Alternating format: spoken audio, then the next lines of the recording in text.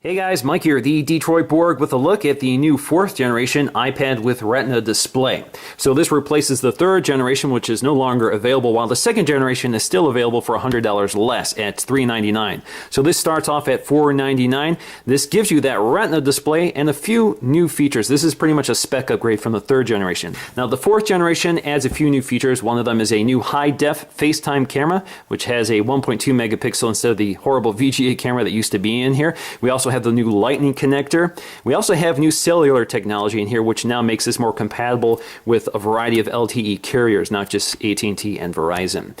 So this means this is now available on Sprint and other global carriers. The big change is internal, so we now have an A6X processor replacing the A5X processor. So you can basically think of this as the iPhone 5 processor plus quad-core graphics, so that's the X in that equation. Quad-core graphics is needed to power the Retina display on this tablet. Now the design of the iPad is unchanged. Really the only visible difference is the new Lightning connector, which is now smaller. Now another change in here relates to the power adapter. So they've added a 12-watt power adapter to increase charging speed. So we go from 10 watt from the iPad 3rd generation to 12 watt. So that shaves off about 30 minutes off the charging time.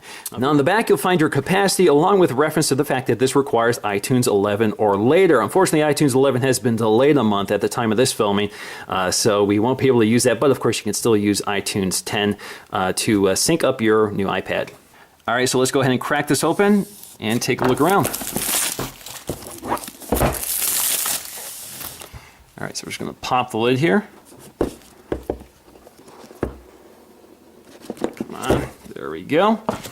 So here we have the iPad in its plastic envelope. We're going to take a look at this in just a minute while we cover the accessories. So here we have the new 12-watt power supply. So we're just going to peel this off and slide it out. And there you go. Same as the 10 watt, looks about the same. So you still have that removable adapter.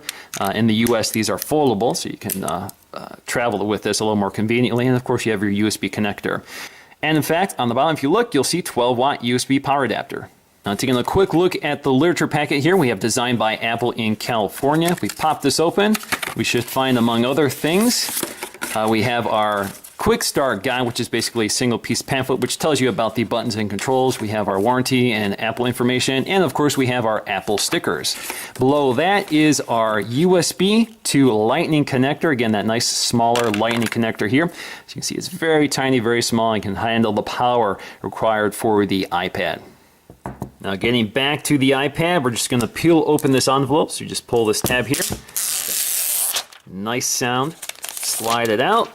Now taking a look around, you can see the only immediately noticeable change here is that smaller Lightning connector. Otherwise, everything is still the same. So we still have that mono speaker back here, which fires toward the side and back. On the side, we have our plastic volume up and down buttons, as well as our rotation lock or mute switch, depending on how you have that configured. You also have your sleep wake button.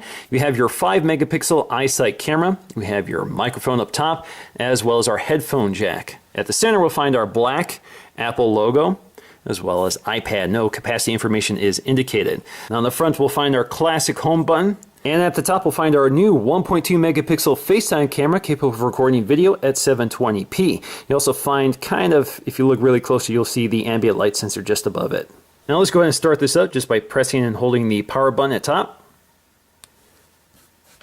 So there we go, we have the iPad with that beautiful Retina display. Still the same resolution as the last generation iPad, so let's go ahead and set this up so we can connect to our wireless network here.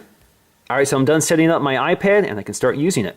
Alright, so there we go, that's all there is to it. We have the standard fresh installation of iOS 6, and the first thing I want to do is explore the one major new feature here, which is that new A6X processor. So I'm going to download a benchmarking utility to show you guys really quickly. Now when you launch the App Store for the first time with a new installation of iOS 6, they do encourage you to download several apps that are not included. That includes iBooks, iTunes U, Podcasts, Find My Friends, and Find My iPhone. So I'm going to download all those for free as well. Now if we look at the Geekbench app, we can actually take a look at some of our stats here. So we have our processor, which is running at 1.39 gigahertz. Again, this is the A6X dual-core processor with quad-core graphics. We also still have 1 gig of RAM that's unchanged from the 3rd generation. So here we have our Geekbench score, and Apple did claim claim that the A6X processor would double the performance of the third generation iPad. And if we look at the third generation iPad, it actually more than doubled, at least in this benchmark. So you can see that they are true to their claim. So this is a much more powerful tablet than it was before. Now, just to show you the only visible change here from the third generation to the fourth generation, which is that Lightning connector, again, much smaller than that 30-pin dock. All right, guys, so that's going to do for me in this video. I will have a detailed comparison between this and the third generation iPad, so I'm going to do more benchmarking and some real-world speed tests like I always do. And of course, we have the iPad mini coming up here, so stay tuned for that video. And until then, see you again in the next one.